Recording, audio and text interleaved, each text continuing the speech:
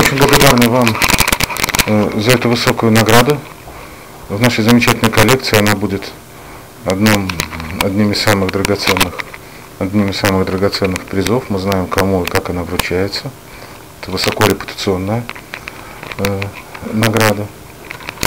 Мы прекрасно понимаем, что заслужили не только те, кто сейчас продолжает работать, делать и писать в новую газету, летать в командировки, работать в горячих точках, проводить опасные для журналистов, да и для бюрократии расследования. Но это и награда тех, кто, к сожалению, не увидит ее сейчас своими глазами.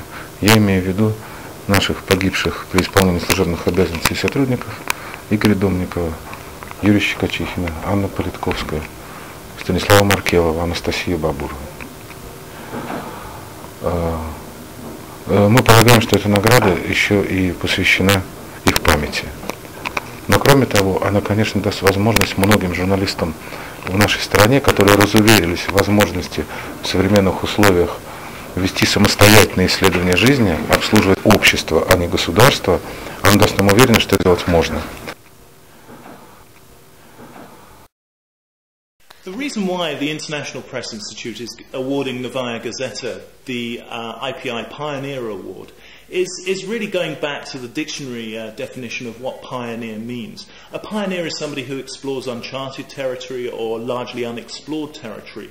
And the Novaya Gazeta has practiced independent journalism in an environment that is extremely difficult for independent journalists. And having lost 4 journalists over the last decade, we think that they should be awarded properly for maintaining that independent pioneering spirit. The fact is that for journalists within Russia, the space where they actually operate, the independent space where they can practice free and open journalism, it has contracted considerably over the last 10 years and made it more and more difficult to actually be independent, to have that pioneering spirit. So to see one newspaper who's prepared to do what Mr. Muratov talks about, which is serving society rather than the state, we think that an award should be given and support should be given to the newspaper in general. The problems for Russian journalism largely go back to Mr. Putin assuming the presidency in 2000. He wanted to introduce greater state control of the media. The second pressure has been from the war on Chechnya, where individuals who were involved in crimes and torture have wanted to avoid being punished for those activities. To their great credit, independent Russian journalists have always tried to report on what happened in the war in Chechnya. And I think the murder of Anna Politkovskaya is part of that desire, part of that attempt to try and report on what happened in that war.